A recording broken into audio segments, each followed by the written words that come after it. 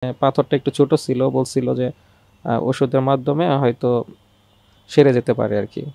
তো ইদানিং আবার ওই ব্যথাটা দেখা দিছে, যে যার কারণে পরবর্তীতে আবার ওনার শরণাপন্ন হয়েছি।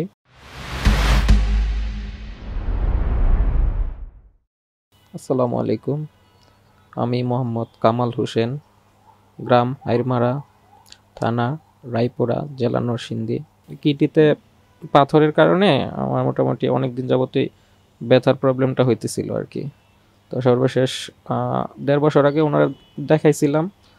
দেখানোর পরে ওই সময় পাথরটা একটু ছোট ছিল, বলছিল যে ওষুধের মাধ্যমে হয়তো সেরে যেতে পারে আর কি। তো ইদানিং আবার ওই ব্যথাটা দেখা দিছে, যে যার কারণে পরবর্তীতে আবার ওনার শরণাপন্ন হয়েছি।